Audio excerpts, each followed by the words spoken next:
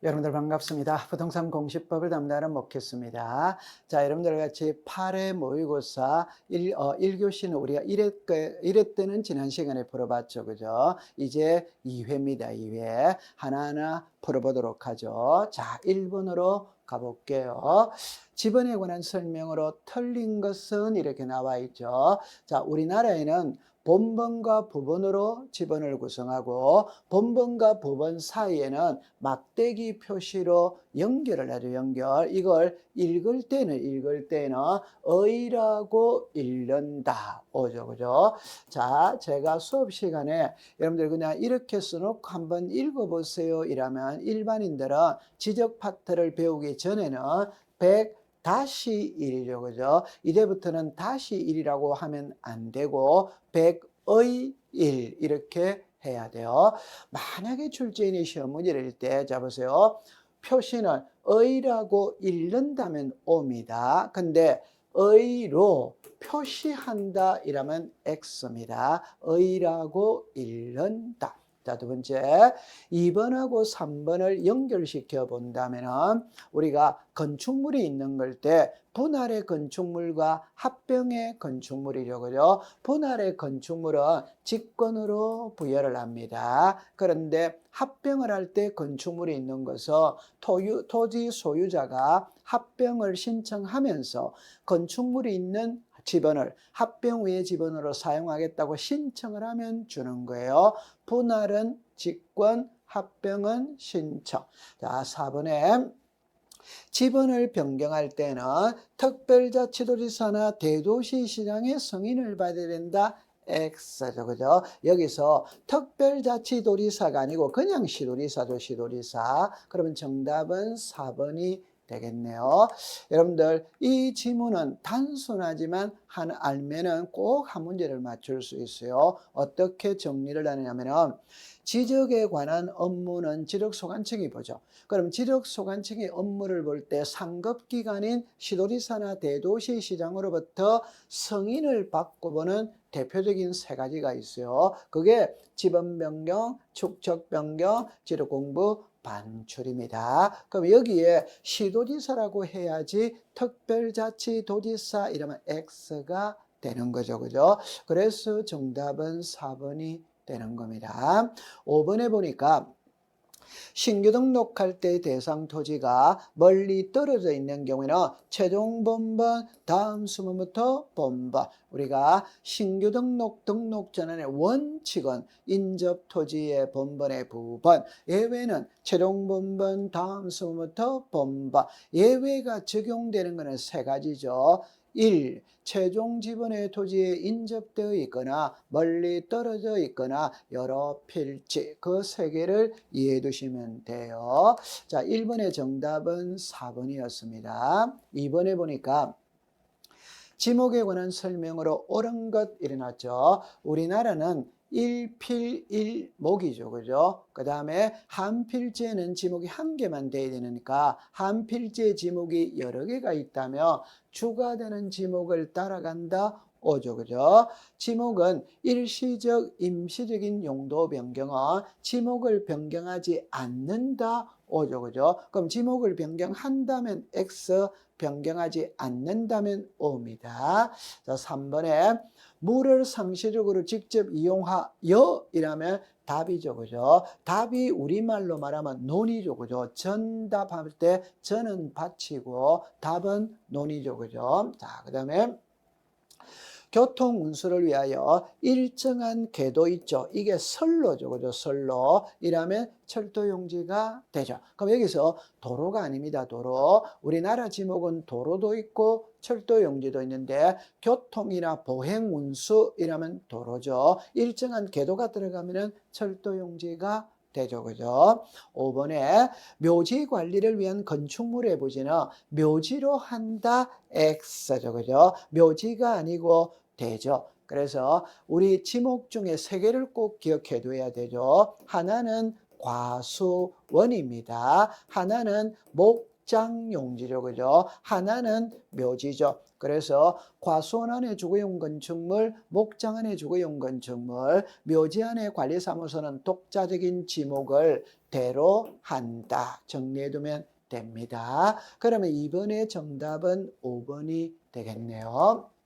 자, 3번에 토지 표시에 관한 설명으로 옳은 것입니다.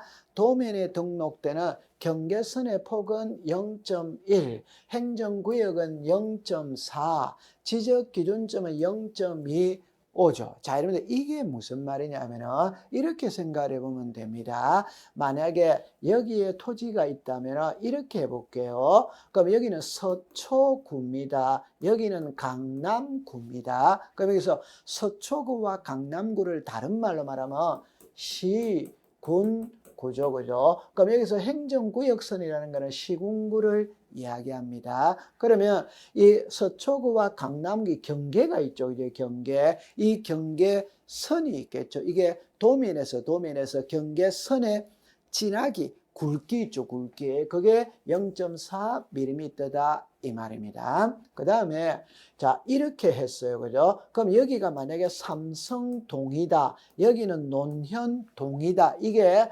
동리입니다. 그죠? 그럼 동리는 여기와 여기의 경계는 이 선의 굵기는 0.2입니다. 0.2. 자, 그 다음에 만약에 이렇게 해결해 본다면은 자 보세요. 자, 이렇게 됐죠. 이렇게 됐죠. 그러면 시군구는 0.4, 동리는 0.2. 자, 그 다음에 이제 이렇게 나누면 이게 100번지입니다. 이게 101번지입니다. 그럼 여기에 경계가 있죠. 이게 경계선의 폭은 0.1입니다. 그럼 정리를 하면 경계는 0.1, 동리는 0.2, 시군구는 0.4 이래 되죠. 시군구가 행정구역입니다.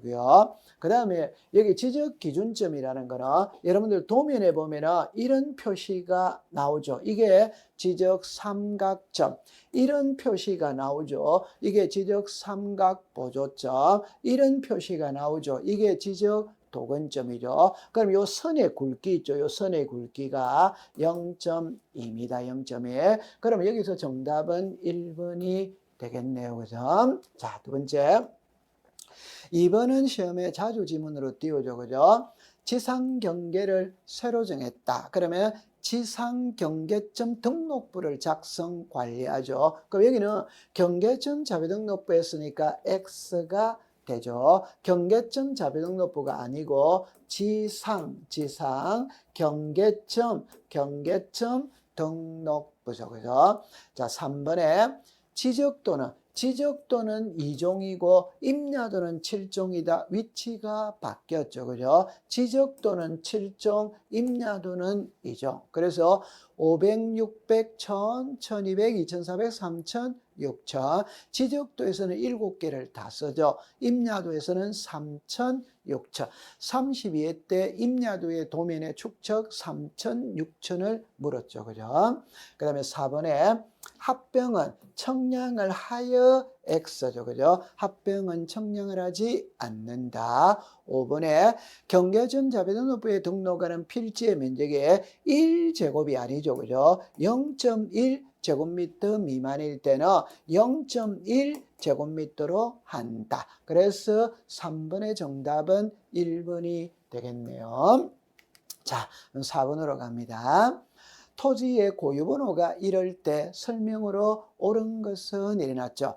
만약 여러분들이 토지의 고유번호가 딱 나오면 이 글자를 읽을 줄 알아야 돼요. 그죠? 이 글자. 제가 항상 얘들 때 이렇게 예를 들죠. 700-123, 1234567 이게 제 주민등록 번호입니다. 그럼 이 주민등록번호에서 가장 중요한 거는 이 숫자죠. 이게 성별이죠. 성별. 여기다가 1이라고 쓰면 남자, 2라고 쓰면 여자. 그러면 토지의 고유번호에서 이 숫자가 제일 중요한 거예요. 이게 대장구분이죠. 그죠? 이 대장구분은 여기다가 1이라고 쓰느냐 2라고 쓰느냐 1이라고 쓰면 토지대장에 등록이 된 토지고, 이라고 쓰면 임야대장에 등록된 토지다 이 뜻이죠. 그죠? 그러면 이라고 써 있기 때문에 임야대장에 등록된 토지입니다. 그러면 1번을 보니까 산출 면적이 430.5인 경우에 면적은 430.6X죠. 그죠? 임야대장, 임야도는 자, 이런 거죠. 제곱미터 단위까지 등록을 하죠. 그럼 제곱미터니까 여기까지 등록을 하죠. 그러면 0.55죠. 그죠? 그럼 5보다 크죠? 그러면 올려야 되죠. 그러면 431이 되는 거죠. 여기는 여러분들 임야대장에서는 제곱미터까지 등록을 하기 때문에 자, 431이 되는 겁니다. 이거는 제곱미터 이하 한 자리고 이 자체가 벌써 틀렸죠. 그죠? 2번이 핵심이죠. 그죠? 지번은 137.3. 여러분들 여기를 보세요. 이게 지번이잖아요. 지번. 그럼 여기서 2가 붙어 있으니까 이 앞에 산자가 들어가야 되죠. 따라서 산 137의 3 이렇게 되어야 되죠. 3번에 위 토지는 토지대장 지적도가 아니죠. 그죠? 이니까 임야대장, 임야도가 되는 거죠. 그죠? 자, 4번에 위 지역의 토지 면적은 제곱미터 단위로 한다. 5죠. 그죠? 5. 자, 그럼 정답은 4번이 되겠네요. 5번에는 도면에는 고유번호를 등록한다 X죠. 그죠? 여러분들 이 고유번호와 필지별 장번호는 도면에만 등록을 하지 않죠. 나머지 장부에는 다 등록을 하죠. 자, 이걸 보충해서 한번 살펴본다면은 자, 위하고 아래하고 똑같은 겁니다. 똑같은데 한 가지가 딱 차이 나죠. 이거는 1, 이거는 2입니다. 그럼 이거는 1이니까 토지대장에 등록이 됐고 이거는 2니까 임야대장에 등록이 된 거예요. 그럼 위에 거를 읽을 때 지번은 137의 3이고 밑에 거는 산 137의 3입니다. 그러면 이 고유번호를 통해서 여러분들이 알 수 있는 거는 세 가지밖에 없어요. 세 가지. 처음에 여기 앞에 있는 10자리는 행정구역입니다. 즉 소재를 나타내는 거예요. 야, 위에 숫자는 암기할 필요 없어요. 만약에 여러분들 이해를 돕는다면 앞에 2자리는 시도의 코드번호고 여기 3자리는 시군구의 코드번호고 이거는 읍면동의 코드번호입니다. 이거는 리의 코드번호예요. 이런 거를 암기하는 건 아니에요. 단지 여기를 행정구역이라고 부른다. 그게 소재입니다. 그럼 이거는 지번이죠. 그죠? 그 다음에 여기 있는 요 숫자가 대장 구번입니다. 그럼 정리를 하면은 고유번호는 19자리로 이뤄. 이게 여러분들 19자리입니다. 사람의 주민등록번호는 13자리죠. 토지의 고유번호는 19자리. 그 다음에 대장구번은 1과 2죠. 여기 1이라고 쓰면 토지대장, 2라고 쓰면 임야대장. 자, 이게 핵심입니다. 여기서 위 토지할 때 위에 거는 이게 되는 거죠. 여기서는 토지대장 여기죠. 이거는 아래 게 되죠. 그죠? 그래서 앞에 산자가 안 들어간 것은 토지대장이고 산자가 들어간 것은 임야대장입니다. 4번에 좀 전에 고유번호와 필지별 장번호는 도면에만 등록되지 않는다. 이렇게 정리를 하고 있으면 됩니다. 자, 5번입니다. 토지 표시에 관한 설명으로 틀린 것 일어났죠. 여기서 키는 이거죠. 그죠? 그래서 지적소관청에는 일람도와 지번색임표를 작성하여 갖춰둬야 한다. 갖춰둬야 한다. 둘 수 있다. 자, 여기도 둘 수 있답니다. 둬야 한다면 X가 됩니다. 왜? 일람도와 지번색임표는 지적 공부가 아니에요. 지적 공부가 아니기 때문에 지적소관청에 비치해도 되고 안 해도 되고 자유입니다. 그래서 할 수 있다, 둘 수 있다면 O, 둬야 한다면 X. 자, 두 번째. 자, 절토된 부분은 상단부 O죠. 그래서 우리가 경계 결정의 기준은 연접되는 토지 사이에 높낮이가 없다. 없다면 중앙, 있다면 하단, 절토는 상단, 해면과 수면은 최대만주의, 최대만수의, 제방은 바깥쪽 어깨, 이렇게 암기해두면 되죠. 자, 3번을 볼게요.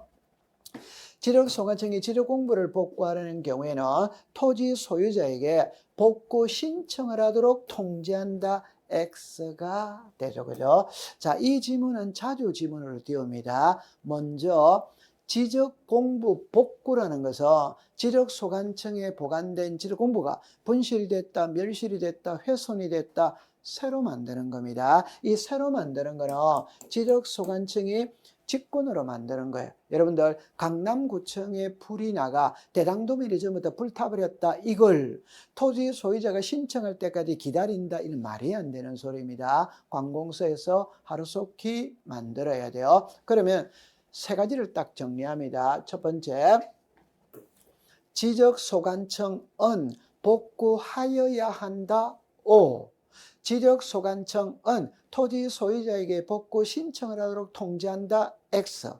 지적소관청은 지적공부를 복구할 때 시도리사나 대도시시장의 승인을 받아야 된다. X. 이거는 승인사항이 아니에요. 직권으로 하는 겁니다. 3번이 정답이네요. 그죠? 자, 4번에 이 역시 이 지문이죠. 그죠? 그럼 여기서 1번하고 4번은 자, 이렇게 볼게요. 4번을 먼저 봅니다.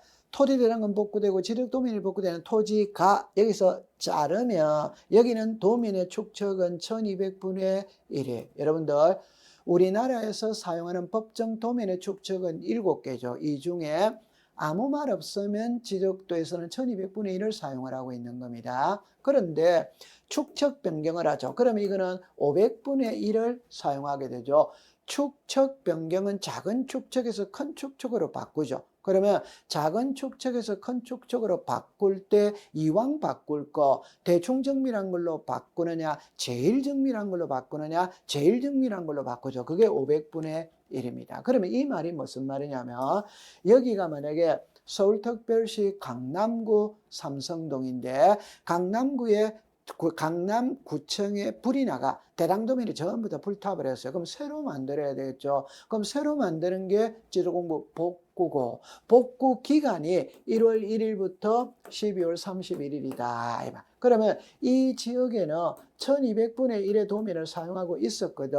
그럼 이제 복구를 합니다. 하는데 복구 기간 중에 이것만 치면 도시개발사업 시행지역에 편입이 됐다. 이것만 치면 축척 변경을 시행하게 됐다. 그러면 여기는 도면의 축척이 500분의 1이 되는 거예요. 그러면 이 지역은 도면의 축척 1200분의 1로 복구하라 하지 마라 이 말입니다. 왜? 1200분의 1에 복구를 해도 조금 있으면 500분의 1로 바뀔 테니까 손대지 말고 가만히 놔둬라 이 소리입니다. 그래서 복구하지 아니할 수 있다. 그러면 여기도 역시 하여야 한다면 X, 하여야 한다면 X, 하지 아니할 수 있다면 O. 그럼 여기도 갖춰둘 수 있다면 O, 갖춰둬야 한다면 X. 우리가 1회 때 이런 문제가 있었죠. 구분 건물 구조상 이용상의 독립성을 갖췄다면 일반 건물로 등기해도 되고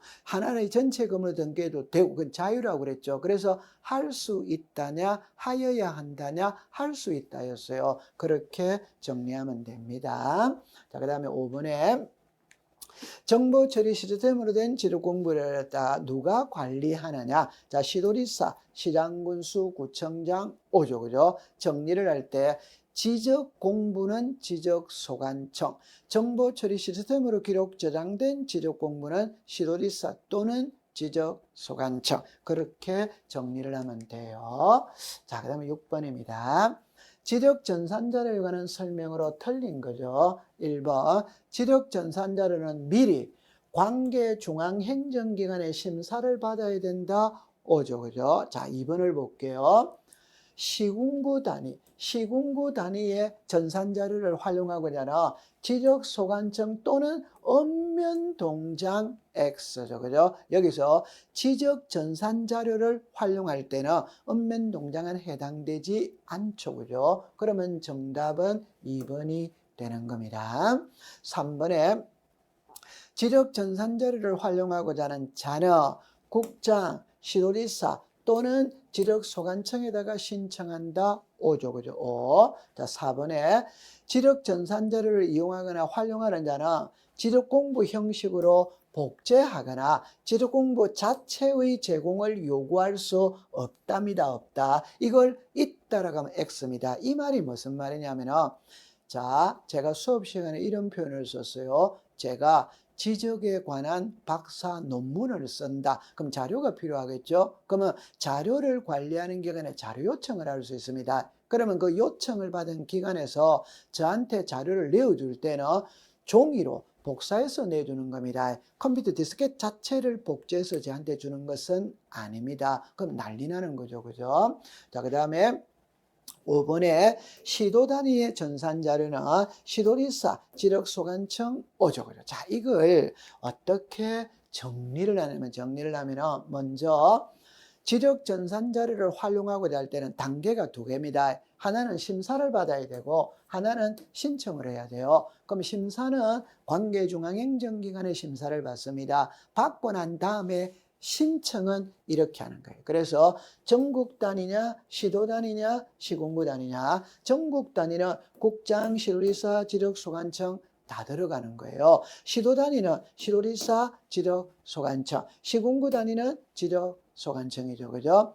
그 다음에 심사를 받는데 심사 제외는 상식으로 풀면 되는 거예요. 여러분들 관공서는 당연히 심사받지 않겠죠. 이 두 개는 내 땅입니다. 여러분들 자기 토지죠. 여기는 피상속인의 토지는 아버지의 토지죠. 그런데 피자 상속인이 붙었으니까 아버지가 돌아가신 거잖아요. 아버지가 돌아가셨다면 등기 안 해도 자식 거죠. 내 겁니다. 그러니까 이거는 내 땅 할 때 자료 요청할 때는 심사받지 않는다. 개인정보를 제외했죠. 이 자료가 밖으로 나가더라도 개인정보를 제외했기 때문에 불이익 보는 자가 없는 겁니다. 그러면 심사를 받지 않는다. 그렇게 정리하면 돼요. 자, 7번에 신규 등록 절차에 관한 설명으로 틀린 겁니다. 자, 신규 등록은 60일 이내 오죠. 우리가 토지 이동의 날짜는 세 가지죠. 그죠? 처음에 도시개발사업 신고는 15일, 등록 말소는 90일, 나머지는 60일이죠. 60일. 그래서 신규 등록, 등록 전환, 분할합병, 지목 변경은 60일이죠. 60일.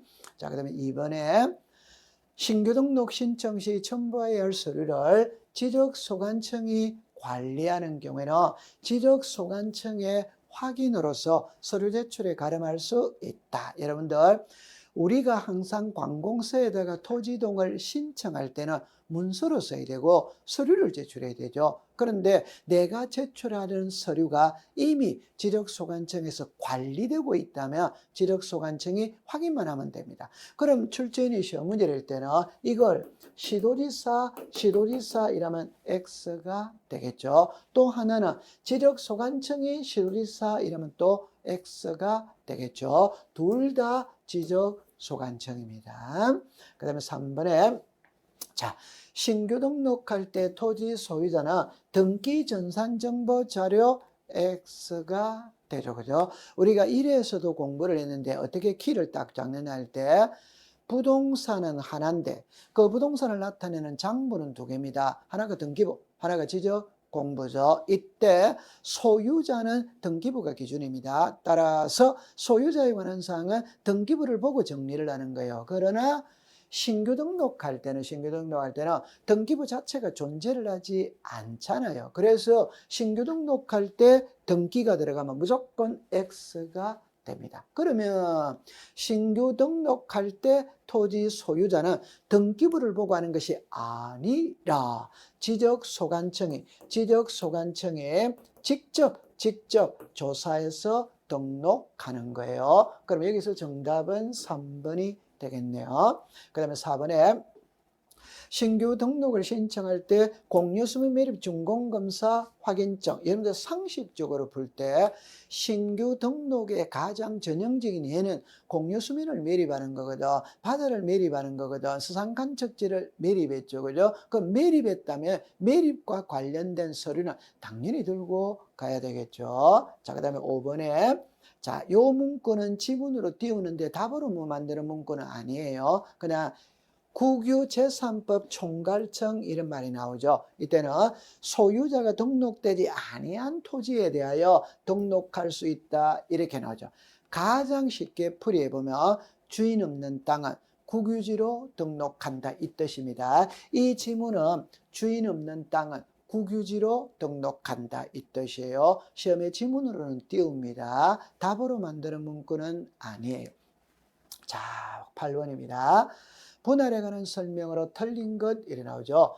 도시개발 사업을 하면 건축물의 권리익에 청량할 수 있다. 그래서 도시개발 사업, 공공사업, 도시군 관리계획선에 따라 토지를 분할하는 경우 판결서를 들고 들어가며 지상건축물의 권리익에 청량할 수 있다. 이렇게 되죠. 자, 그 다음에 소유권 이전 매매의 불합리한 지상경계를 시정하기 위하여 분할을 신청할 수 있다. 자, 여기서 2번하고 5번을 연결시키면 어떻게 하느냐 하면 우리 법에서 분할의 대상은 크게 세 가지입니다. 이게 이제 하나로 묶습니다. 소유권이든 매매, 하나는 불합리한 지상경계를 시정, 하나는 일필지 일부의 형질 변경으로 용도가 다르게 되어 불할. 그러면 세 가지가 있는데 그 중에 의무가 있냐 없냐 이 말이거든.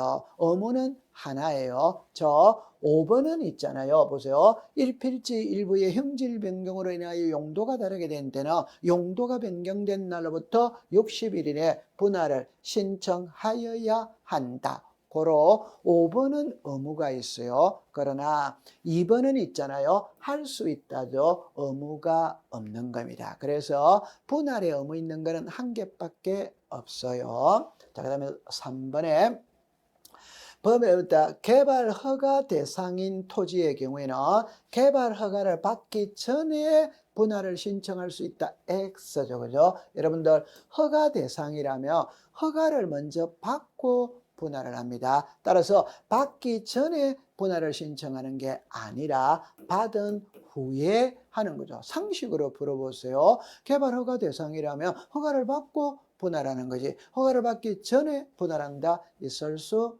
없어요. 그럼 정답은 3번이 되겠네요. 분할은 당연히 청량을 하고 면적을 측정하게 되죠. 자, 그래서 8번의 정답은 3번이었습니다.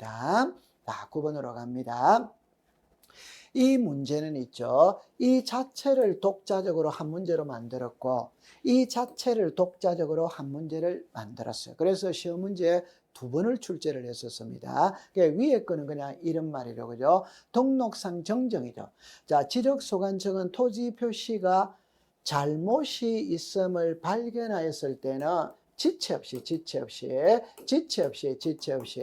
등록상 정정에 필요한 서류와 등록상 정정 청량 성과도를 작성하고 대장의 사유란에 등록사항 정정 대상 토지, 등록사항 정정 대상 토지라고 적어줬고 등록상 정정을 신청할 수 있도록 그 사유를 통지해야 한다. 여러분들 이 말을 어렵게 생각하지 말고 공무원이 지도공부의 등록사항에 불일치한 사항을 발견을 했어요. 발견했다면 바로 잡아야 되겠죠. 그럼 불일치한 사항을 발견했다면 즉시 수정을 해야 되겠죠. 그래서 지체 없이 하는 겁니다. 그 다음에 등록사항을 정정했다면 사유란에 이 토지는 등록상 정정 대상 토지입니다라는 표시를 당연히 해야 되겠죠. 그러면 출제 이유는 이 칸을 빈칸으로 해놓고 갈로 안에 들어갈 내용 이렇게가 출제를 한 거예요.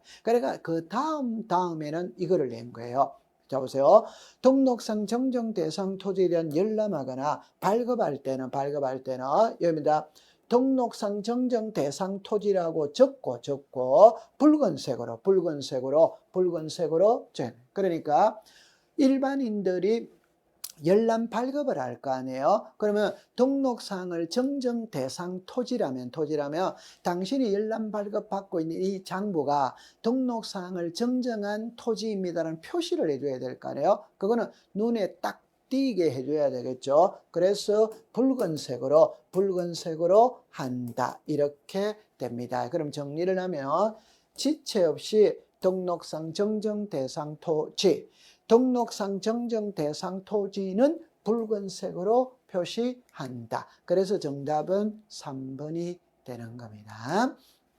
자, 그 다음 10번에 토지 소유자에게 통지 대상이 아닌 것 일어났죠. 1번에 가니까 지리공부 복구 이랬죠. 자, 이거는 직권으로 하죠. 그럼 여러분들 잠깐만 문제를 풀기 전에 해설을 잠깐 먼저 한번 보고 올게요. 자, 보세요. 지적 공부에 토지의 표시를 등록을 했거든. 등록된 토지의 표시가 변하죠. 그게 토지 이동입니다. 그럼 토지의 표시가 변했다면 바로잡아야 되겠죠. 바로잡는 거는 신청 아니면 직권으로 하는 거예요. 이때 이 신청은 소유자가 하는 게 원칙입니다. 그러나 지적 파트에서 사업자가 들어가면 그게 도시개발사업이든 공공사업이든 농어촌 정비사업이든 사업자가 들어가면 토지이동 신청은 소유자가 하는 게 아니죠. 사업 시행자가 합니다. 그 다음에 소유자가 해야 될 걸 안 하면 대비 신청할 수 있다. 자, 그러면 정리를 하면 토지의 표시가 변했다면 지리 공부를 정리하고 변한 내용을 소유자에게 알려줘야 돼요. 자, 결론입니다. 소유자에게 알릴 때는 소유자가 내용을 알기 때문에 알리느냐, 모르기 때문에 하냐, 모르기 때문에 알립니다. 알고 있으면 알릴 필요는 없어. 고로 토지 소유자가 신청한 건 알리지 않습니다. 사업 시행자가 했다, 대위 신청했다, 직권을 한 건 알려야 돼요. 그럼 이걸 푸는 방법이 이거다. 이거. 그러면 여기 보세요. 여기에 5개는 소유자가 신청을 했죠. 그럼 통지 안 하는 거지. 그럼 여기 보세요. 이 3개는 신청도 되고 직권도 되거든. 그러면 신청자가 들어가면 안 알리는 거지. 직권자가 들어가면 알려야죠. 자, 이거는 직권으로 하거든. 당연히 알려야 됩니다. 사업 시행자가 있죠. 대위 신청했죠. 당연히 알려야 되는. 그래서 이 그림을 알고 있어야 돼요. 그럼 여러분들 나중에 출제인이 여기서 출제를 하거든. 그래서 이 그림을 통해서 해결을 하면 돼요. 그러면 이제 문제로 가보면 지도공부 복구, 이 복구는 직권으로 하거든.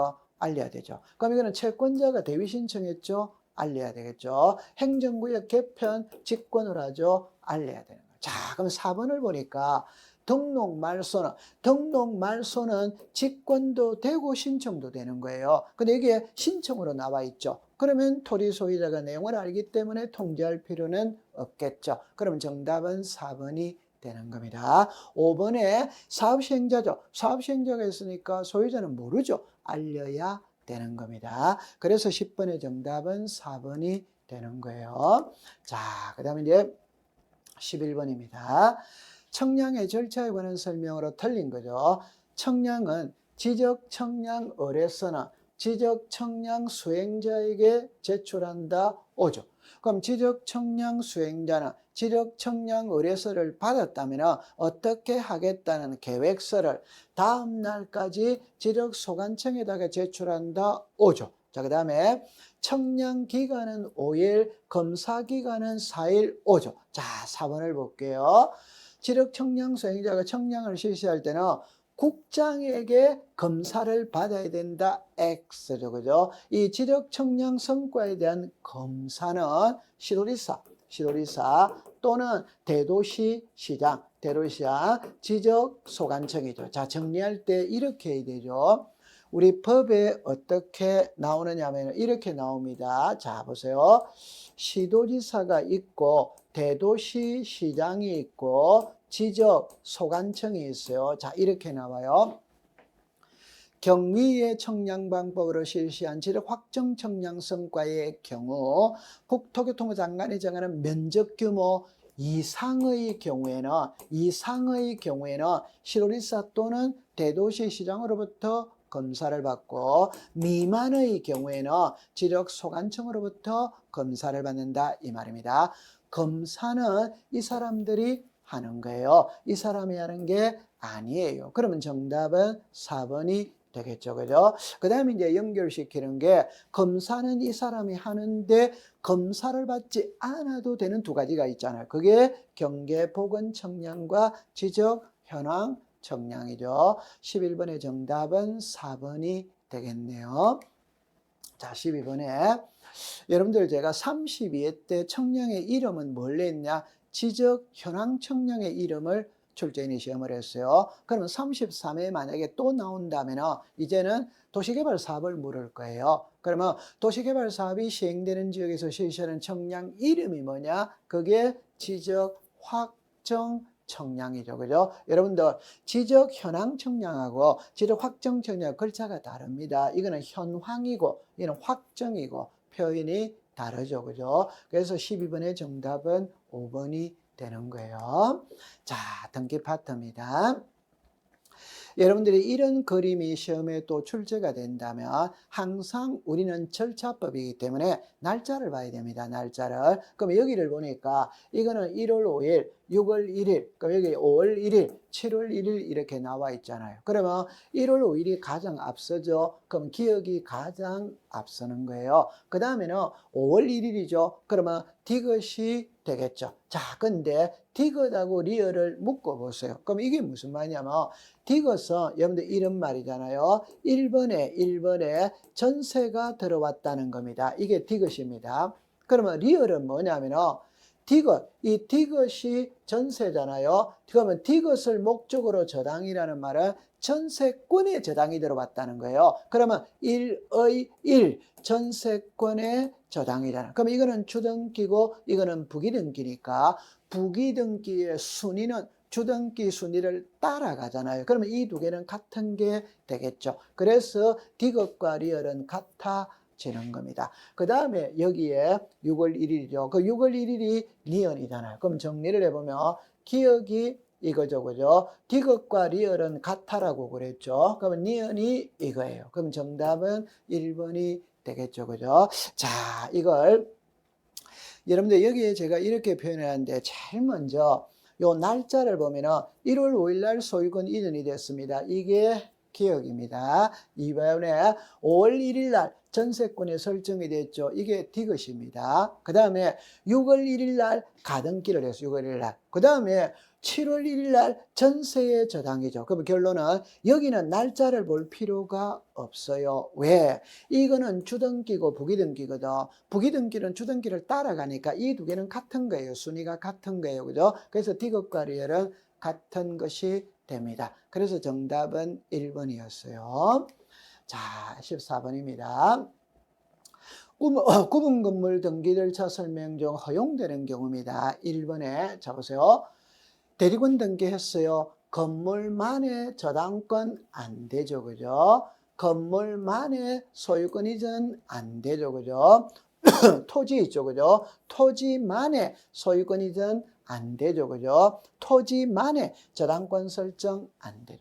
여러분들 집합 건물 대지권을 공부할 때는 대지권 등기를 하면 토지다로 건물다로 분리 처분할 수 없다. 따라서 토지만 소유권 이전 저당권 처분의 제한에 등기할 수 없다.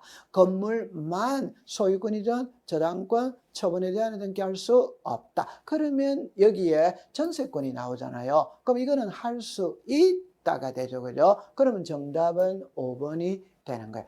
푸는 거 있잖아요. 이때는 단순하게 생각해야 됩니다. 자, 이 그림을 보세요. 여기가 아파트예요. 아파트일 때 이거는 아파트가 자리 잡고 있는 토지입니다. 토지. 자, 이때 너무너무 쉽게 생각을 해야 돼요.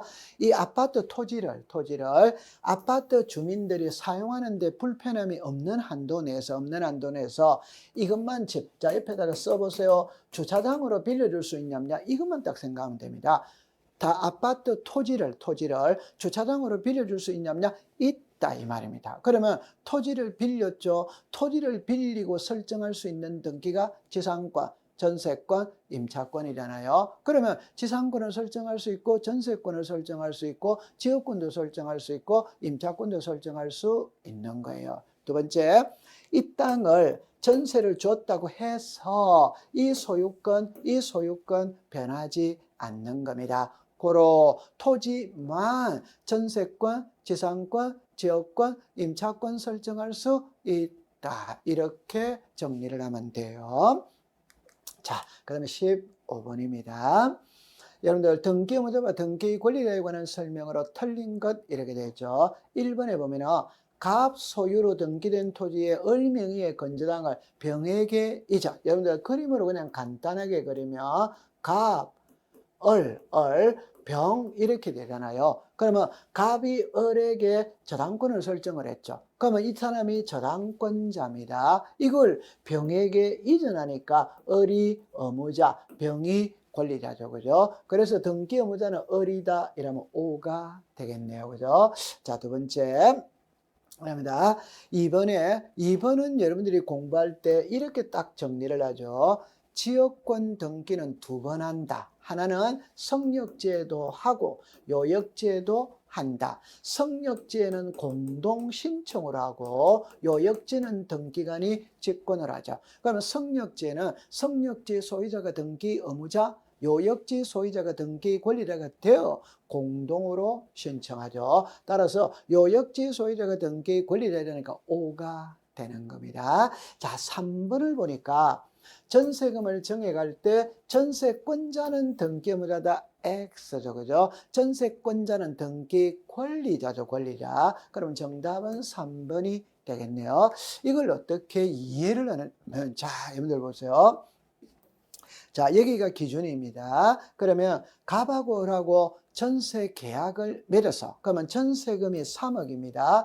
전세 계약 맺을 때 갑이 전세권 설정자가 등기 의무자, 을 전세권자가 등기 권리자입니다. 권리자. 이때 전세금이 3억에서 4억으로 정해갈 수 있냐면 여러분들 이렇게 그림으로 돼 있었겠죠. 1번에 전세가 3억입니다. 3억. 그런데 4억으로, 자, 이번에 여기서, 자, 이렇게 볼게요. 이렇게 내렸어요. 전세금이 3억이었어요. 근데 4억으로 정해간다면 이렇게 4억으로 정액이 되겠죠. 그럼 이 세입자, 전세권자가 좋아졌느냐, 나빠졌느냐. 여러분들, 제가 항상 수업을 할 때 이런 표현을 하죠. 100만 원짜리 가방 들 때가 좋으냐, 1000만 원짜리 가방 들 때가 좋으냐, 1000만 원짜리 가방 들 때가 좋은 겁니다. 그럼 제가 1억짜리 전셋집에 살고 싶으냐, 10억짜리 전셋집에 살고 싶으냐, 10억짜리 전셋집에 살고 싶은 거예요. 즉 전세금이 정액한다는 것은 가치가 높아진 겁니다. 그러면 전세권자가 좋아진 거예요. 따라서 전세금을 정해갈 때는 세입자, 전세권자가 등기 권리자, 집주인, 전세권 설정자가 등기 의무자가 됩니다. 그럼 당연히 정액하고 감액은 반대가 되겠죠. 그죠? 그러면 여기서 자, 전세금 정액을 물었으니까 전세권자는 의무자가 아니고 권리자가 되는 거예요. 자, 그럼 4번에 갑 자신의 부동산을 을 명의의 저당권을 말소하는 경우 여러분들 그림으로 간단하게 이야기하면 이런 말이죠. 갑 을이죠. 그죠? 갑을. 갑이 을에게 전세권을 설정할 때는 갑이 의무자, 을이 권리자죠. 그러면 을의 명의로 자, 우리가 저당권이 설정이 돼 있어. 그런데 갑이 돈을 갚았어요. 갚았다면 이 저당권을 말소할까 하잖아요. 그럼 말소하니까 을이 의무자가 되겠죠. 그죠? 갑은 권리자가 되는 겁니다. 5번으로 가볼게요. 갑에게서 을로, 을에게서 병으로 순차적으로 소개되었으나 을 명의의 등기가 원인 무효임을 이유로 갑이 병 명의의 등기를 말소를 하는 겁니다. 이 그림을 어떻게 정리를 하냐면 여러분들 이렇게 공부해 볼게요. 1번의 소유자 갑, 2번의 소유자 을, 3번의 소유자 병입니다. 병. 자, 여기서 키는 이 2번이 원인 무효입니다. 그러면 2번이 원인 무효라면 3번도 자동으로 무효가 되죠. 그죠? 따라서 말소를 해야 돼요. 그럼 말소를 할 때는 밑에서 쳐 올라가는 겁니다. 밑에서 올라가면 4번에서 3번을 말소하는 거예요. 그럼 소유권은 갑에게 돌아갔죠. 그럼 이 사람이 의무자가 되고 이 사람이 권리자가 되는 거예요. 그래서 을이 등기 권리자가 되는 겁니다. 그럼 여기서 정답은 3번이 되겠네요. 자, 이제 여러분들 이제 16번을 한번 풀어보도록 하죠. 자, 채권자 대위 신청에 관한 설명으로 틀린 것 이렇게 되어 있어요. 1번에 병의 채권자도 대위 신청할 수 있다. 이 표현은 채권자의 채권자도 대위 신청할 수 있다. 자, 여러분들 그림으로 잠깐 한번 본다면은 갑하고 을하고 매매를 했어요. 이때 갑이 의무자, 을이 권리자입니다. 을은 또 병하고 매매를 했어요. 이때 을은 채무자, 병은 채권자예요. 이 경우에 병은 정하고 또 매매할 수 있는 겁니다. 그럼 이 사람이 채무자, 이 사람이 채권자가 되죠. 그죠? 그럼 이 경우에 이 등기는 일이 왔다, 일이 왔다, 일이 넘어가면 아무 문제가 없어요. 그런데 을이 있죠. 이 등기를 안 받아와. 그러면 병이 이 등기를 대위 신청할 수 있다. 이때 이 병도 안 해요. 그러면 병의 채권자인 정이 이 등기를 대위 신청할 수 있냐? 있어요. 이걸 법으로 말하면 채권자의 채권자도 대위 신청할 수 있다. 이렇게 말하는 겁니다. 자, 두 번째. 대위 신청에 따른 등기를 한 경우 등기관은 을에게 등기필 정보를 작성하여 X죠. 그죠? 채권자 대위 신청의 경우에는 등기필 정보를 작성하지 않죠. 그럼 정답은 2번이 되겠네요. 여러분들 이 지문을 어떻게 공부를 하느냐면은 자, 이렇게 봅니다. 갑하고 을하고 매매를 했는데 아직 등기는 안 가져왔어요. 이 상태에서 을은 병하고 또 매매를 했어요. 그럼 이 등기는 일이 왔다, 일이 넘어가면 아무 문제가 없어요. 그런데 을이 있죠. 이 등기를 안 받아와. 이 등기가 안 넘어오니까 이 등기가 넘어갈 수 없어. 그러면 병이 이 등기를 대위 신청할 수 있다. 이게 채권자 대위 신청이죠. 그러면 등기는 소유권 이전 누구 이름으로 되느냐? 을의 이름으로 되는 겁니다. 그럼 이게 정상적인 등기였다면 을에게 등기필 정보를 작성하여 통지를 해야 되는데 신청은 누가 했느냐? 병이 했죠. 그죠? 명의는 누구냐? 을입니다. 즉 을의 명의로 등기가 이루어졌지만 을이 신청하지 않았기 때문에 을에게는 등기필 정보를 작성하지 않죠. 그 대신 을에게 등기 완료 통지는 하죠. 그죠? 그럼 여기서 등기필 정보를 작성하여 통지한다. X가 되는 겁니다. 정답은 2번이죠. 그죠? 3번에 을에게 등기 신청권이 있어야 병이 대위 등기 신청할 수 있다. 당연히 신청권이 있어야 되죠. 4번에 채무자로부터 채권자 자신으로의 등기를 동시에 신청하지 않아도 각하하지 않는다. 여러분들 이 그림에 써 있잖아요. 자 보세요. 이 두 개의 등기를 동시에 해야 되느냐? 따로 해도 되느냐? 여러분들 이 등기는 1월 2일 날 하고 이 등기는 2월 1일 해도 되느냐? 됩니다. 따라서 이 지문을 시험에 출제를 할 때는 동시에 신청하지 않아도 각하하지 않는다면 O, 동시에 신청하지 않으면 각하한다면 X가 됩니다. 각하하지 않습니다.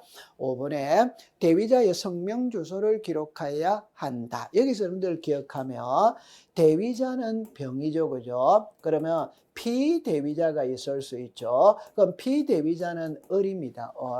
을은 권리자죠. 권리자. 그럼 을은 성명, 주소, 주민등록번호를 써야 돼요. 병은 여기는 병은 대위자죠. 대위자는 신청인입니다. 등기부상의 소유자가 아니에요. 등기부상의 소유자는 을이죠. 을. 그럼 을은 주민등록번호를 기재해야 돼요. 병은 명인이 아닙니다. 신청인입니다. 주소만 기억하고 성명 주소만 기록하고 주민등록번호는 기록하지 않는다. 그렇게 정리하면 돼요.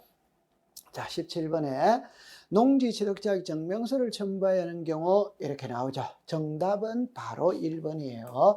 여러분들 신탁도 계약이죠. 계약이면서 소유권이 이전되죠. 그러면 농지를 신탁했다면 농지취득자격 증명서를 첨부해야 됩니다. 자, 2번에 보니까 수용이죠. 여러분들 수용은 관공서가 일반적으로 하잖아요. 부동산 투기와 관계가 없습니다. 공유물은 이미 공동명의로 등기가 돼 있는 걸 분할하기 때문에 부동산 투기와 관계가 없어요. 환매는 물건을 판 사람이 다시 도로 사오는 거죠. 투기와 관계가 없죠. 진정명의 여부, 진짜 소유자 명의로 등기를 회복하니까 투기와 관계가 없어요. 그러면 17번의 정답은 1번이 되겠네요. 자, 18번에 등기 신청의 취하에 관한 설명으로 틀린 겁니다. 1번에 간이는 1인, 정정은 전원, 오죠. 그죠? 여러분들, 간이는 내용이 변하지 않죠. 그러면 신청인이 10명이라도 내용이 변하지 않기 때문에 한 명만 도장을 찍으면 돼요. 정정은 수정이죠. 내용이 변하죠. 그럼 신청인이 10명이라면 10명 전원이 도장을 찍어야 됩니다. 이번에 수개의 부동산 10개입니다. 10개. 일부 부동산 3개입니다.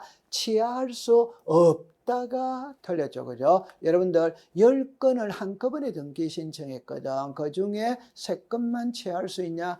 있습니다. 그러면 여기서 정답은 2번이 되겠네요. 3번에 보니까 신청이 공동신청이었어요. 그러면 취하도 공동이어야 됩니다. 단독으로는 취할 수 없다라고 했으니까 오죠. 신청이 공동이면 취하도 공동, 신청이 단독이면 취하도 단독. 그럼 신청을 공동으로 했는데 단독으로 취할 수는 없다. 그럼 오가 되죠. 그죠? 4번에 여러분들 등기 신청을 취하했다는 말은 취소했다는 겁니다. 취소했다는 것은 아예 처음부터 등기를 신청하지 않은 것과 같죠. 따라서 서류는 전부 다 돌려받습니다. 그래서 신청서와 첨부 서류는 돌려받는다 이 말. 5번에 대리인이 등기 신청을 취할 때는 특별수건, 여기서 특별수건은 위임장이죠. 자, 키는 이거예요. 우리가 신청이 있고 취하가 있어요. 대리인에게 위임장을 써줄 때는 신청할 때 위임장입니다. 그러면 그 대리인이 신청할 때 위임장을 가지고 취소할 수 있느냐? 취하를 하기 위해서는 별도 위임장을 가지고 가야 되느냐? 별도 위임장을 가지고 가야 돼요. 그 특별수건이 있어야 한다. 오죠, 그죠? 그럼 18번의 정답은 2번이 되는 겁니다. 자, 19번에 신청 정보에 대한 설명으로 틀린 것 일어났죠. 1번에 판결서에 등기 원인 일자의 표시가 있는 경우에는 법률 행위 일자, 우리가 1월 2일 날 매매를 했다. 그러면 요 1월 2일을 신청서에 기재를 하죠. 다른 표현으로 말하면 판결서를 가지고 등기를 신청할 때는 방법은 2가지입니다. 하나는 판결서에 등기 원인일자가 기록되어 있다면 그걸 그대로 쓰는 거예요. 그런데 판결서에 등기 원인일자가 기록되어 있지 않다면 등기 원인은 확정 판결입니다. 원인일자는 확정 판결 선고일자죠. 자, 이번에 등기상 이해관계인이 있다면 이해관계인이, 자, 여기서 성낙이 필요한 경우에는 이를 정보, 이게 성낙서죠. 그죠? 또는 대항할 수 있는 재판이 있음을 정리하는 정보, 이거는 판결서죠. 그죠? 여러분들 항상 이렇게 공부를 하세요.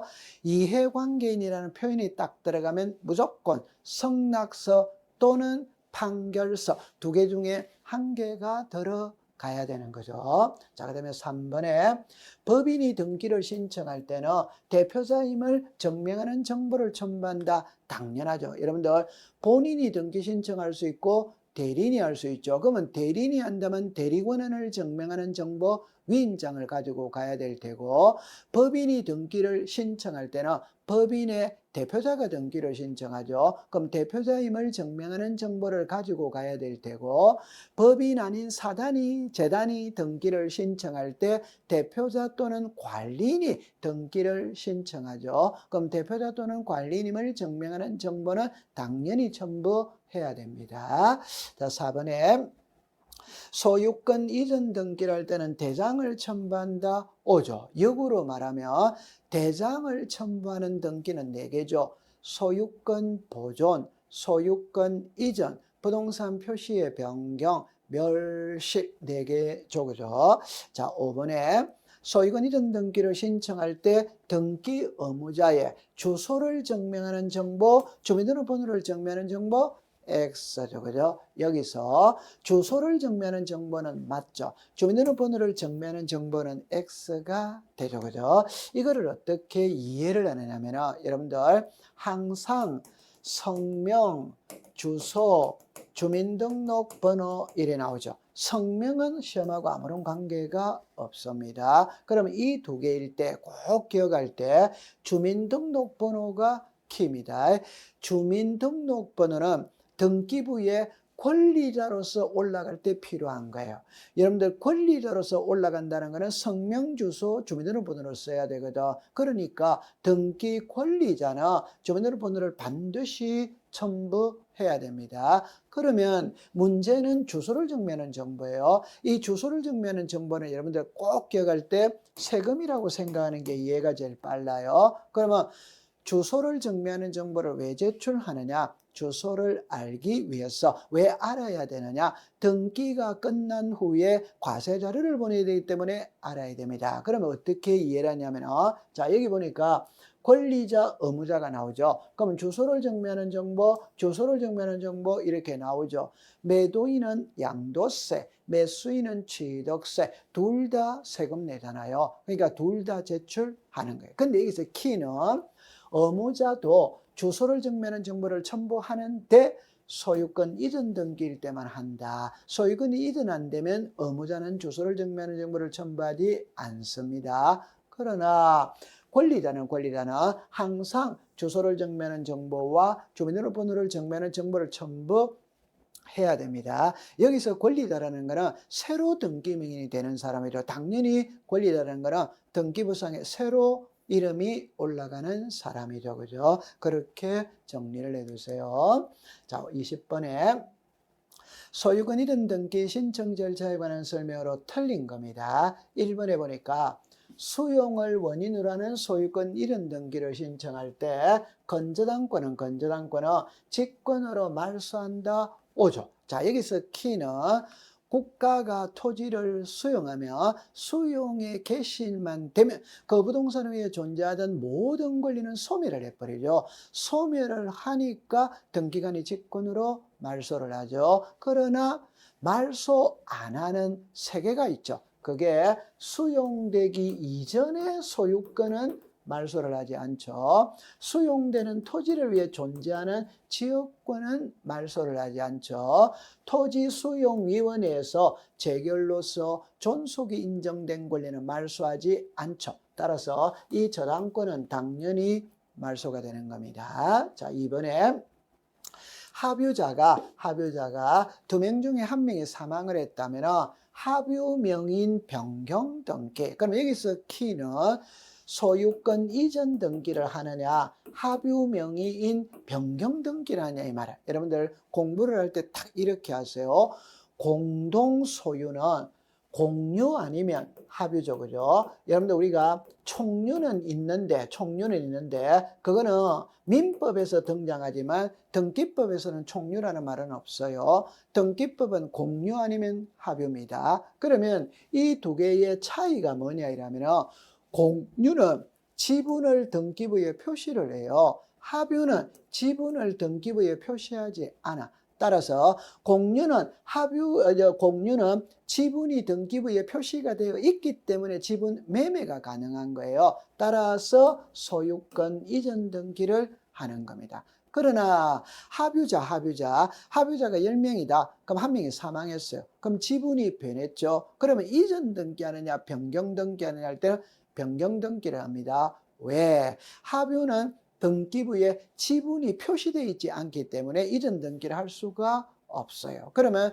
시험에 출제를 나갈 때 이 문구에 합유명인 변경하면 O, 소유권 이전 등기하면 X 이렇게 정리를 해 두시면 돼요. 자, 그 다음에 3번에 A의 공유집은 4분의 3 중 절반을 B에게 매매를 했어요. 그럼 등기부에 표시할 때, 자, 여기서 키는 이게 기출문제 답이었어요. 그럼 여기서 4분의 3의 절반은 2분의 1을 말하느냐, 8분의 3을 말하느냐 이 말입니다. 여러분들 보세요. 4분의 3의 반이죠. 4분의 3의 반은 8분의 3이지, 8분의 3. 그러면 여기에 2분의 1이라고 기재하는 게 아니에요. 8분의 3을 이전한다. 이렇게 기재를 하는 겁니다. 따라서 3번이 정답이 되겠네요. 자, 그 다음에 4번에 여러 개 부동산을 신탁을 한 경우 신탁 원부는 부동산마다 별개의 신탁원부 5조. 자, 여기서 키를 정리할 때 어떻게 하느냐 하면은 순위 번호가 있고 신청서가 있고 신탁 원부가 있어요. 정리할 때 이래 하세요. 소유권 이전 등기와 신탁 등기는 1건의 신청 정보로 일괄하여 신청한다. 따라서 신청서가 하나입니다. 고로 순위 번호도 하나입니다. 하나. 그러나 부동산을 10개 맡겼다면 신탁 원부는 10개입니다. 10개. 그래서 신탁 원부는 부동산마다 10개를 맡기면 신탁 원부도 10개, 5개를 맡기면 신탁 원부도 5개가 되는 거예요. 자, 5번에 매매로 인한 등기신청서의 거래신고 필증의 첨부와 거래가액을 기록한다. 오죠. 그죠? 자, 그래서 20번의 정답은 3번이 되는 겁니다. 자, 21번에 신탁등기가 등장을 하네요. 그죠? 신탁등기 1번에 여러분들 1번하고 3번을 묶어야 돼요. 1번에 보니까 이렇게 나왔죠. 신탁등기는 1건의 신청정보로 일괄하여 신청한다. 따라서 신청정보가 하나입니다. 순위번호도 하나죠. 그죠? 하나. 자, 2번으로 갑니다. 신탁재산에 속하는 부동산의 신탁등기는 수탁자가 단독 신청한다. 수탁자가 단독 신청하지 않으면 위탁자 수익자가 대위 신청할 수 있다. 이렇게 되죠. 4번입니다. 신탁 등기를 할 때 신탁재산의 값과 을인 경우 공유로 등기한다. X죠. 그죠? 합유가 되죠. 그죠? 여러분들 수탁자가 10명이다. 그러면 공유로 등기하느냐? 합유로 등기하느냐? 합유로 하죠. 합유. 그러면 출제인이 시험 문제를 낼 때 이 문구에 공유라고 쓰면 X, 합유라고 쓰면 O 이렇게 정리하면 돼요. 5번에 수탁자의 고유재산이 되었다. 이 고유재산이 됐다는 것은 소유자가 됐다는 겁니다. 따라서 주등기로 한다. 과거 시험에 이 주등기냐 부기등기냐 이렇게 출제를 한 거예요. 항상 소유권은 주등기로 하게 되죠. 그죠? 그래서 여기서 정답은 4번이 되는 겁니다. 자, 28번입니다. 용익권에 관한 설명으로 옳은 것 일어났죠. 자, 전세금 반환 채권의 일부 양도를 위한 이전은 기는 후에 할 수 없다. X죠. 그죠? 후에 할 수 있다. 자, 여러분들 어떻게 정리를 따가냐면은 지상권이든 지역권이든 전세권이든 임차권이든 저당권이든 모든 권리는 이전이 됩니다. 그 이전은 기간 중에 이전을 하는 거예요. 기간이 끝났다면 전세권은 소멸하고 없어요. 지상권은 소멸하고 없어요. 임차권은 소멸하고 없습니다. 그러니까 기간 중에 이전하는 겁니다. 그러나 기간이 끝나야 이전하는 한계가 있죠. 그게 전세금 반환 채권의 일부 양도죠. 이 말은 전세 기간이 끝났는데 집주인이 전세금을 돌려주지 않는 거예요. 그럴 때 1억 원 너가 대신 받아가라 일부를 이전할 수 있느냐? 있다. 이 전세금 반환 채권의 일부 양도를 위한 이전은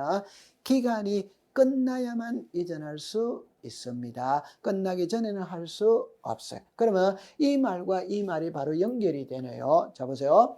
주택 임차권 등기 명령에 따라 임차권 등기가 격려됐다. 여러분들 임차권 등기 명령은 임대차 계약 기간이 끝났는데 보증금을 돌려받지 못했을 때 하는 거라잖아요. 그러면 임차권 등기 명령에 의한 임차권 등기가 이루어졌다는 말은 기간은 끝났다는 겁니다. 기간이 끝났기 때문에 임차권은 소멸하고 없어요. 소멸하고 없으니까 이전할 수 없다. 이래 되는 거예요. 그 다음에 지상권 설정을 할 때 토지의 일부죠. 토지의 일부는 도면을 첨부하죠. 도면을. 대장이 아니죠. 부동산 일부의 권리를 설정할 때는 도면을 첨부해라. 자, 4번에 지분의 전세권을 설정할 수 있다가 틀렸죠. 그죠? 여러분들, 자, 용익권은 부동산을 사용 수익하는 권리입니다. 예를 들어서 지상권은 토지, 지역권은 토지, 전세권과 임차권은 토지도 되고 건물도 되죠. 따라서 용익권에는 지분을 설정할 수가 없어요. 반대로 지분의 용익권을 설정할 수는 없다. 그래 정리하면 돼요. 5번에 전세금 정액으로 인한 변경 등기를 신청할 때 이해관계에는 성락이 없어도 각하하지 않는다. 5죠. 그래서 전세금 정액으로 인한 변경 등기를 신청할 때 등기상 이해관계는 있다며 성락서를 첨부하면 부기등기, 첨부하지 않으면 주등기로 하잖아요. 따라서 각하지 않죠. 그러면 정답은 5번이 되죠. 이걸 우리가 그림으로 자주 봤죠. 그죠? 만약 이 밑에 거를 본다면, 자, 1번에 전세가 있고 2번에 저당이 있었을 때 이 전세금이 3억에서 4억으로 정액을 한다면 후순위 저당권자가 이해관계인이죠. 따라서 후순위 저당권자의 성락서가 들어가면 1에 1 이렇게가 4억이 되죠. 안 들어가면 3번에서 4억이 되죠. 고로 성락서를 첨부하면 부기등기, 첨부하지 않으면 주등기로 하죠. 따라서 각하지 않는다. 항상 출제인의 시험 문제 답은 이게 답이 되는 겁니다. 자, 23번입니다. 말소 등기에 관한 설명으로 옳은 겁니다. 1번에 제3취득자 병이라고 해볼게요. 병. 건저당권 설정자 갑이라고 해보죠. 갑. 말소를 신청할 수 있다. 이 있다가 틀렸죠. 없죠. 자, 이거를 어떻게 푸느냐 하면 이렇게 한번 풀어보는 겁니다. 이 부동산의 소유자가 갑이에요. 그럼 갑이 을에게 저당권을 설정했습니다. 그러면 갑은 저당권 설정자, 을은 저당권자 이래 됐죠. 그러니까 갑이 을에게 저당권을 설정했어요. 하고 난 다음에 갑이 병에게 매매를 한 거예요. 그럼 이 병이 우리가 제3취득자라고 부릅니다. 그럼 이 호칭 정리가 돼야 돼요. 갑은 저당권 설정자이면서 소유자, 을은 저당권자, 병은 제3취득자. 그럼 병에게 소유권이 넘어갔으니까 이제는 소유자가 병이 됩니다. 다른 표현으로 말하면 이 병은 저당된 부동산을 껴안고 산 거예요. 그러면 이제 이 저당권을 말소한다 이 말입니다. 말소. 그러면 여기 병하고 자, 을하고 말소 신청할 수 있죠. 자, 두 번째입니다. 갑하고 을하고 말소를 할 수도 있냐 없냐 이 말이죠. 있죠. 자, 여러분들 이 그림을 보면 소유자는 병입니다.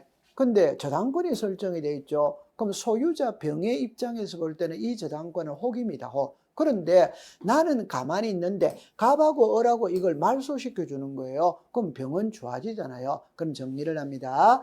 갑하고 을하고 말소할 수 있습니다. 병하고 을하고 말소할 수 있습니다. 그러면 이렇게 말소는 되냐 안 되냐? 안 되죠. 이 두 사람 다 권리자가 되잖아요. 그럼 이걸 문자로 해야 돼요. 자, 보세요. 저당권 설정자와 저당권자가 말소를 신청할 수 있다. O. 제3취득자와 저당권자가 말소를 신청할 수 있다. O. 저당권 설정자와 제3취득자가 말소를 신청할 수 있다면 X가 되는 겁니다. 그래서 1번의 질문. 자, 그 다음에 존재하지 아니하는 건물에 대한 1개월 이내 X가 되죠. 그죠? 여러분들 멸실 등기, 존재하지 아니하는 건물에 대한 멸실 등기. 멸실 등기는 1개월 이내죠. 존재하지 아니하는 건물에 대한 멸실 등기는 지체 없이죠. 그죠? 지체 없이 틀렸어요. 3번에 말소 등기는 전부 또는 일부 X죠. 그죠? 말소는 전부를 지우는 거죠. 일부를 지우는 것은 변경입니다. 변경. 말소는 전부죠. 그죠? 4번에 건물 소유권의 등기민이 1개월 이내 멸실 등기를 신청하지 않으면 대지 소유자가 멸실 등기를 신청할 수 있다. 오죠. 그죠? 그러면 여기서 정답은 4번이 되겠네요. 자, 여러분들 어떻게 이해를 하냐면 이렇게 이해를 해보죠. 여기에 토지가 있어요. 이 토지의 소유자는 갑입니다. 갑. 근데 여기에 건물이 있어요. 이 토지의 소유자는 을입니다. 을. 근데 간밤에 화재가 나가 이 집이 홀라당 불에 타버렸어. 그럼 소유자가 누굽니까? 을이 멸실 등기해야 됩니다. 그런데 을이 안 하는 거예요. 안 하면 땅 주인 갑이 을을 대신해서 멸실 등기를 신청할 수 있냐? 있다. 그래서 정답은 4번이 되죠. 5번에 말소 등기에 대한 말소 등기를 할 수 있다. X죠. 그죠? 없다. 말소 회복의 등기.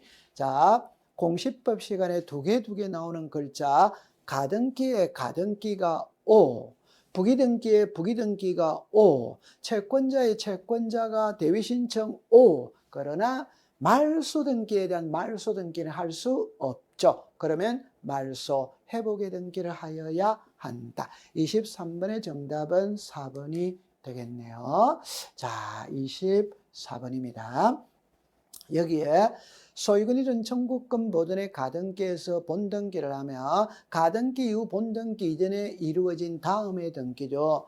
직권말소 대상이 아닌 거를 물었죠. 그럼 정답은 5번이죠. 5번. 여러분들 여기에 해당 가등기상의 처분의 제한의 등기. 작년도 기출문제 답이죠. 자, 여기서 어떻게 이해를 하냐면 첫 번째, 여러분들 가등기가 소유권에 들어왔는지 가등기가 소유권 외에 들어왔는지 이 소유권 외가 가등기가 용익권에 들어왔느냐 저당권에 들어왔느냐 저당권이냐 해결 방법이 다르죠. 그죠? 다르죠. 그러면 지금 묻고 있는 거는 가등기가 소유권에 들어온 겁니다.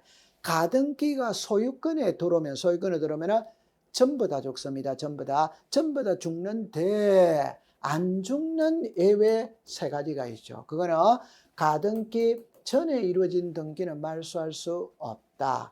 대항할 수 있는 임차권은 말소할 수 없다.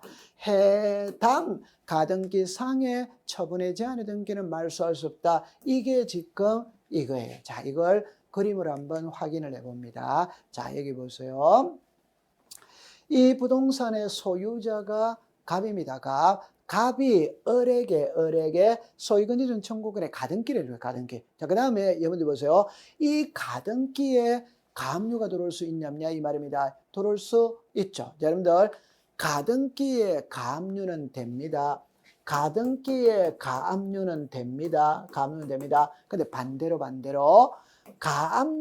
가압류의 가등기는 안 되죠. 이 가압류는 촉탁으로 하는 거죠. 청구권이 없어요. 안 되는 거예요. 그러면 자, 가등기에 가압류가 들어갔어요. 자, 그 다음에 이제 정리합니다. 여기 가등기죠. 가등기 이후에 소유권이 들어왔다, 전세권이 들어왔다, 저당권이 들어왔다, 저당권에 가압류가 들어왔다. 여러분들 파란 색깔은 전부 다 가등기 이후에 들어온 거예요. 그럼 이제 나중에 을이 소유권 이전에 본등기를 합니다. 그럼 여기서 소유권 이전에 본등기를 하면 말소 되고 안 되고를 찾는 거예요. 자, 첫 번째 이거를 볼게요. 여러분들 보세요. 이거는 2번이죠. 이거는 2의 1이죠. 그럼 이거는 주등기고 이거는 부기등기잖아요. 그럼 이제 보세요. 가등기에서 본등기를 하면 이 가등기 말소하느냐 안 하냐? 안 하죠. 그죠? 여러분들 가등기에서 본등기 했다고 해서 가등기를 말소하면 안 되죠. 왜? 가등기의 번호가 2번입니다. 그러면 본등기를 했죠. 그럼 번호도 똑같이 2번을 쓰는 거잖아요. 이걸 가등기에서 본등기를 하면 본등기의 순위는 가등기 순위에 완다. 따라서 본등기가 순위를 이어받기 위해서는 가등기가 말소되면 안 돼요. 결론은 본등기를 해도 가등기는 말소되는 게 아닙니다. 그러면 말소되지 않는 가등기에 붙어있는 가압류도 말소가 안 되는 거예요. 이걸 해당 가등기 상의 가압류는 말소할 수 없다. 이래 됩니다. 그럼 이거는 말소가 안 됩니다. 자, 이거는 말소죠. 왜? 을이 소유권을 취득했죠. 그럼 이 사람은 2번이고 이 사람은 3번이잖아요. 소유권과 소유권은 양립이 안 되죠. 말소입니다. 그 다음에 이거 말소입니다. 왜? 여러분들 전세권을 말소 안 하면 가등기 권리자 을이 이 전세권을 껴안아야 되잖아요. 그럼 을의 권리를 침해한 겁니다. 말소입니다. 이 저당권 말소입니다. 을이 있잖아요. 말소 안 하면 저당권을 껴안아야 되죠. 다른 표현을 해볼게요. 소유권과 저당권은 양립은 됩니다. 그러나 말소를 안 하면 소유자가 껴안아야 되죠. 그럼 소유자의 권리를 침해한 거예요. 권리를 침해했기 때문에 말소하는 거예요. 그럼 주등기가 말소가 되면 부기등기도 말소가 되는 거예요. 자, 그럼 여기서 어떻게 정리를 하느냐면요. 가등기가 소유권에 들어오면 전부 다 죽습니다. 전부 다. 그러나 이 세 개만 말소하지 않는 거예요. 이걸 정리를 해두시면 되는 겁니다. 자, 그래서 2회 모의고사를 여러분들 같이 한번 풀어봤습니다. 자, 여러분들 이제 가을도 깊어지고 있죠. 시험 날짜도 다가오고 있어요. 마음이 떨릴 수도 있고 마음이 초조할 수도 있는데 이럴 때일수록 마음의 평온을 찾고 여러분들이 이렇게 유튜브를 들으면서 공시법 공부를 하면서 마음의 안정을 찾으면서 시험을 준비하면 되겠죠. 그죠? 자, 이해 모의고사 해설 마치도록 합니다. 고생했습니다.